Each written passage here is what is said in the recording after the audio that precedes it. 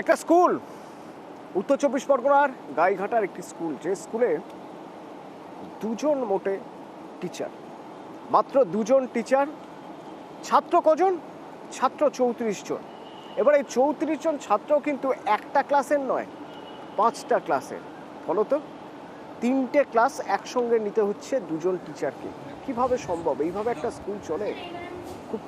খুব যে নতুন স্কুল তা কিন্তু নয়, সেই 1951 সাল থেকে স্কুল চলছে। ধুঁকতে ধুঁকতে আজ স্কুলের এই হাল। স্কুলের হাল আরো ভালোভাবে বলতে পারবে আমার প্রতিনিধি অনিরুদ্ধ আমার সঙ্গে সরাসরি রয়েছেন। অনিরুদ্ধ,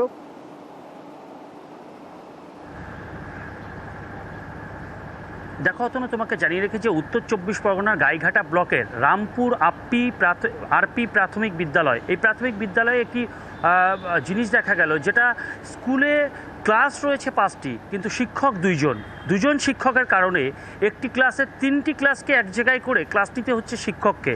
এবং এখানে দুজন শিক্ষকের মধ্যে একজন আবার ডেপুটেশনে রয়েছে, অন্য স্কুল থেকে তাকে ডেপুটেশন আনা হয়েছে।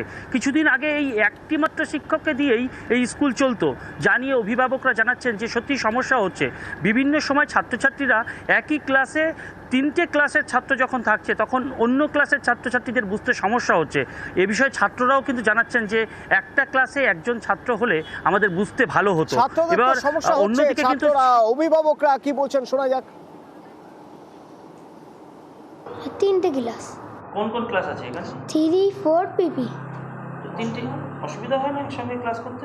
হ্যাঁ, কিন্তু দুটো স্যার ম্যাম তাই। কতদিন ধরে এরকম দুটো স্যার ম্যাম আছে?